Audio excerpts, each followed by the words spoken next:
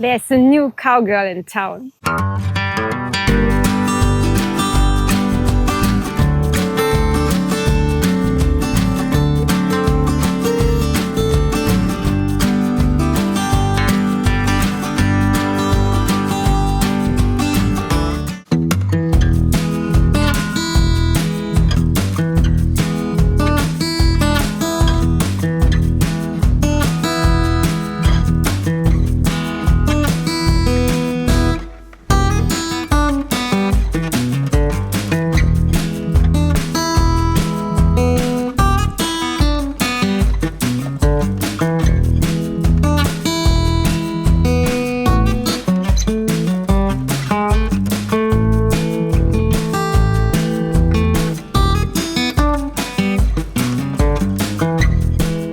Willkommen bei The Salt Lick Barbecue. Wir stellen uns heute freiwillig zur Verfügung, um all die Köstlichkeiten eines guten Barbecues für euch zu testen. Was das im Detail genau sein wird, zeigen wir euch gleich. Aber vorher noch einmal, bitte liked diesen Account, kommentiert und teilt es mit euren Freunden. Vielen Dank und viel Spaß bei The Salt Lick Barbecue. Wie ihr sehen könnt, wird bei Salt Lick das Barbecue auf traditionelle Weise gemacht. Das heißt nicht, was man meistens beim Barbecue heutzutage sieht, im Smoker, sondern hier wird das wirklich auf offener Flamme gemacht. So, wir haben uns jetzt schon mal überlegt, was wir hier so bestellen, aufs Menü geschaut. Ich zeige euch das einmal, nur so ganz grob. Auf jeden Fall, wir möchten heute auch ein bisschen durchprobieren, so einen Eindruck kriegen von allen Sachen. Das heißt, wir bestellen nach Gewicht.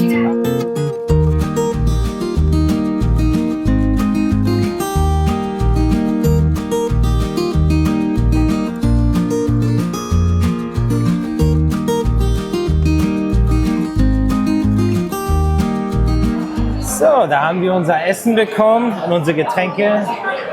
Sweet Tea, erstmal einen Schluck. Oh ja, der ist gut. Man schmeckt den Tee, man schmeckt den Rohrzucker, so muss das sein. Und auf geht's zum Essen. Also, zu den Sides. Wir haben einmal Mac and Cheese hier für die Lady, die mag das sehr gerne. Coleslaw gehört sich traditionell. Hier sind nochmal Potatoes, sehr cool. Und davon bin ich selber ein großer Fan von den Beans. Gerade bei Salt Lick sind die ziemlich gut. Und beim Fleisch, wie gesagt, Brisket, Sausage und natürlich die Ribs. Und da fangen wir mal an. Nehmen wir einmal schnell die Gabel dafür. Fangen wir an mit der Sausage hier vorne. Oh ja, die sieht schon mal richtig geil aus. Oh wow. Für mich persönlich perfekt. Die ist nicht zu rauchig, trotzdem würzig, geschmackvoll, nicht zu mild, hat eine leichte Schärfe. Hammergeil, muss ich sagen. Nehmen wir uns mal direkt ein bisschen Beans dazu als Beilage. Oh ja. So Leute, jetzt kommen wir zum Herzstück des texanischen Barbecues, Brisket.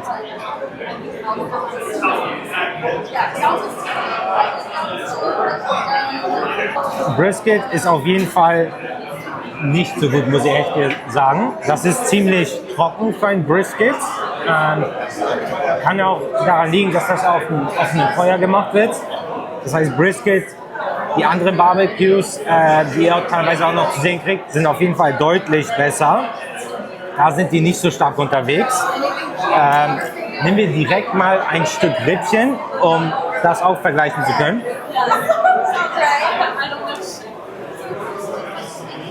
Die Rippchen sind auf jeden Fall lecker. Die sind auch trockener, fester.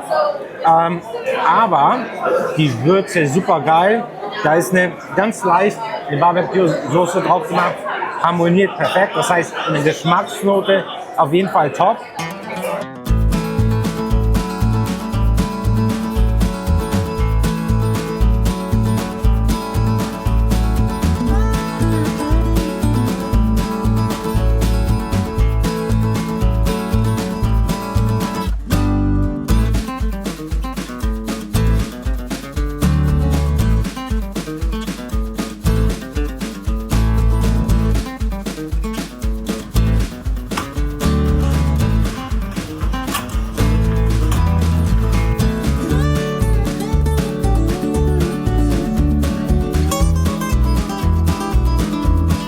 So, einmal das Fazit für Salt Lake Barbecue.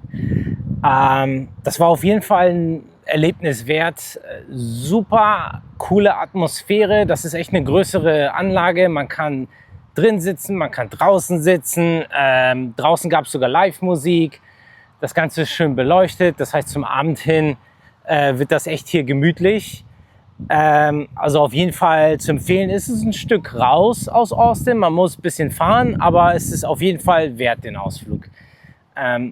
Zum Essen allgemein. Ribs als auch Brisket waren nicht das Beste. Bisschen trocken. Das liegt wahrscheinlich daran, dass die halt keinen Smoker benutzen. Die Wurst ist erste Klasse.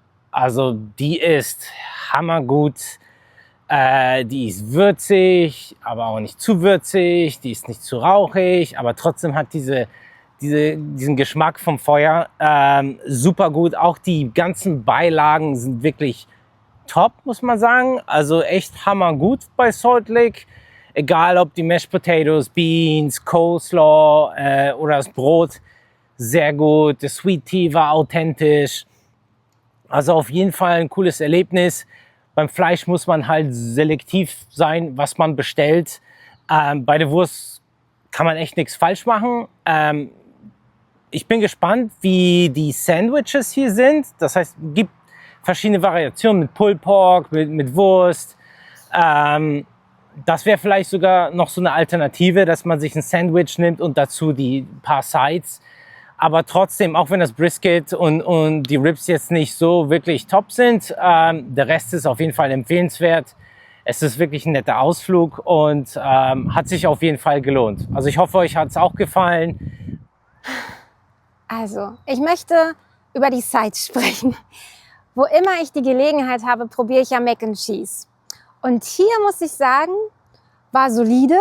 Aber, das gibt es bei mir ja fast immer, bei Terry Black fand ich es viel, viel besser. Das toppt bisher alles, was Mac and Cheese betrifft. Dann das Brot, oh, mega fluffig, ganz dezent süß, mit so ein bisschen Sesam, das war richtig gut. Dann die Bohnen, die waren auch sehr, sehr lecker. Das waren, glaube ich, weiße Bohnen in so einer Art Senfsoße. Und dann wurde das schön cremig durchs Kochen, das war richtig lecker. Was hatten wir noch? Kartoffelsalat. Der war auch mit Öl und einer leichten Senfnote. Das war auch sehr, sehr gut. Und ich glaube, wir hatten noch irgendwas. Ach, ich immer mit meinem Foodkoma. Ich kann mich da nicht mehr so gut erinnern, obwohl es gerade mal 5 Minuten her ist. Was hatten wir? Coleslaw, natürlich. Der war richtig gut. Man konnte wirklich schmecken. Der war frisch gehobelt. Nee, das ist nicht das geraspelt. Wirklich, diesen Kohl konnte man richtig gut schmecken mit so einem leichten Öl und ich glaube auch wieder ein bisschen Senf. Ich würde nicht sagen, dass da Mayonnaise dran war, wie man das von einem klassischen Coleslaw kannte. Das war wirklich lecker. Also wenn man Lust hat auf authentische Sides, unbedingt herkommen. Dann ganz kurz zum Fleisch. Die Wurst mal wieder, ach, der Hammer. Die ist so gut hier, die kann ich wirklich jedem nur empfehlen. Und ich bin kein großer Wurstesser, weil mir die meisten überhaupt nicht schmecken. Aber hier ein Traum. Ja, und das andere Fleisch, was wir probiert haben, war gut. Ich glaube, in Deutschland kriegt man es nicht so gut, aber in Texas kriegt man es woanders wesentlich besser.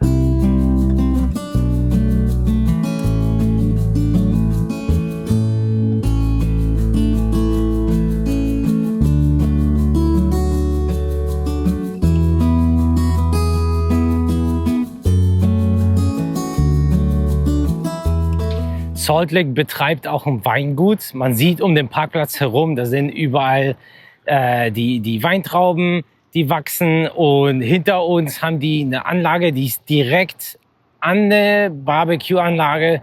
Das ist sozusagen deren Weingut-Besucheranlage. Da kann man sich auch treffen und Wein trinken und natürlich auch das Essen genießen. Aber die haben im Endeffekt 2 Betriebe hier laufen. Wir sind jetzt bei der Meanwhile Brewery und das Coole an dieser Brauerei ist, dass man Kinder mitnehmen kann.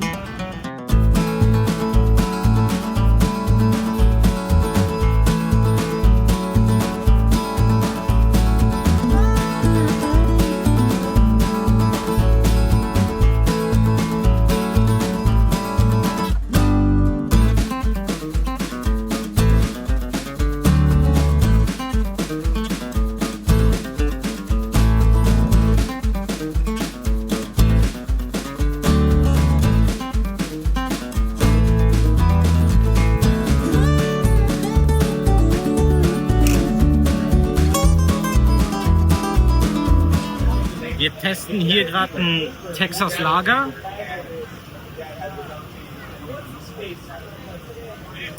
Ja, schmeckt wie ein German-Style Pilsner, was die hier so in Texas gern bezeichnen. Obwohl es ein Lager ist, schmeckt für mich ein bisschen alles ähnlich. Ist einfach wie ein leichter Pilsner mit einem ganz leichten süßlichen Note. Also ich würde es jetzt nicht ein IPA nennen, aber für deutsche Verhältnisse doch etwas fruchtig, aber gerade bei so heißen Tagen wie jetzt, weit über 35 Grad, ist ganz angenehm als zur Erfrischung.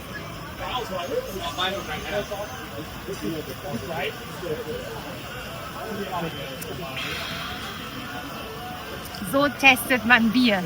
Genau so. Wonach schmeckt das? Nach wilden Früchten mit einem sauren Abgang. Und was soll das darstellen?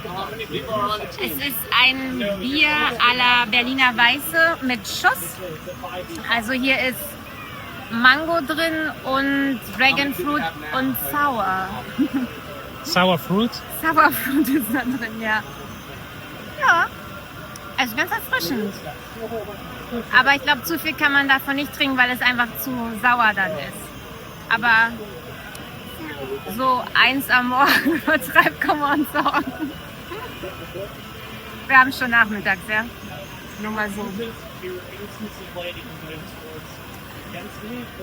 Super schöne Anlage, moderne Brauerei, wirklich groß, familienfreundlich. Man kann hier mit Kleinkindern kommen. Es gibt eine Bühne für Live-Musik, schöne Sitzplätze unter den Bäumen, wird auch abends beleuchtet und dazwischen ein Spielplatz für die Kleinen.